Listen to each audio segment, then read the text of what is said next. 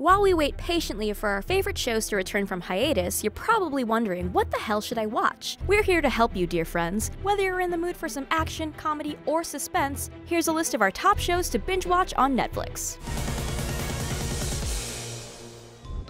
The IT Crowd is an uproarious British sitcom that I end up revisiting every few years. The show revolves around the three members of an IT department, two IT specialists and their tech-illiterate boss. They work in the basement of a high-rise full of beautiful, happy people who know nothing about computers. By season 2, the show is absolute comedic gold, putting the endearingly awkward main characters in ridiculous situations. If you're a fan of The Office, you'll probably love the IT Crowd. Parks and Recreation is one of the best sitcoms of the last decade. Through 7 seasons, the show has stayed consistently funny, charming, and delightful without faltering. Amy Poehler plays Leslie Knope, the optimistic deputy director of the Parks and Recreation Department in Pawnee, Indiana. The magic of the show lies within the chemistry between the characters, who are some of the most unforgettable in recent years. From Ron Swanson to April Ludgate to Andy Dwyer, all are lovable and unique in their own ways.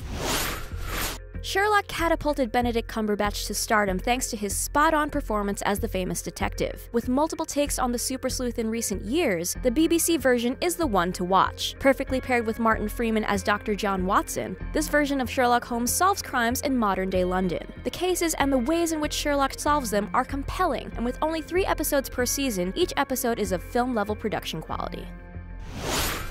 Bates Motel is a prequel to Psycho, focusing on the lives of young Norman Bates and his mother, Norma. The series is set in modern-day Oregon, where Norma buys a motel and hopes to start a new life raising her son. With each season, we see Norman's progression from a seemingly calm young man to someone far more dangerous, and how his creepy relationship with his mother factors into that. The show relies heavily on the performance of the 2 leads, and Vera Farmiga and Freddie Highmore are fantastic. Twin Peaks starts off as a basic crime drama, but it is something far stranger and more fascinating than that. An FBI special agent comes to a small town to investigate the murder of homecoming queen Laura Palmer. The show is part mystery, part supernatural horror, and part soap opera. Co-created by David Lynch, Twin Peaks feels as surreal and quirky as most of his films. The show hooks you in and doesn't let go, and has maintained a cult following since it aired in the early 90s. Catch up on both seasons before the series returns later this year for a limited series on Showtime. Marvel's Agents of S.H.I.E.L.D. is tied directly into the Marvel Cinematic Universe. The show focuses on Phil Coulson from the Marvel films, who, surprise, isn't dead, and his team of S.H.I.E.L.D. agents. If you enjoy the Marvel films, you'll probably like this show, but I must warn you that Season 1 is a slow burn. By the time Agents of S.H.I.E.L.D. ties in with Captain America: The Winter Soldier, it hits its stride and feels like a completely different show. Season 2 is fantastic, even more so is Agent Melinda May, one of the biggest badasses in the MCU. If you're going to watch one of the CW's DC shows, go with The Flash. It takes what worked in the first 2 seasons of Arrow and learns from it, standing on its own and resulting in a lighter, more fun series that has surpassed Arrow in quality. You don't need to have seen Arrow to watch or enjoy The Flash. You just need a love of superheroes and maybe a willing suspension of disbelief when it comes to the science. Grant Gustin is immediately lovable as CSI Barry Allen and Speedster The Flash, who you can't help but root for. Buffy the Vampire Slayer has been named one of the best TV shows of all time by sources such as Empire, TV Guide, and Rolling Stone.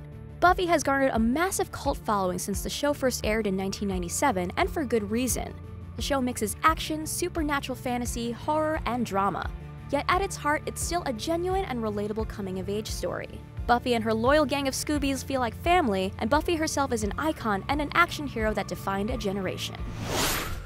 Black Mirror will fuck you up. It might even make you fear technology. It's a modern-day Twilight Zone for the digital age that creeps up on you and gets under your skin.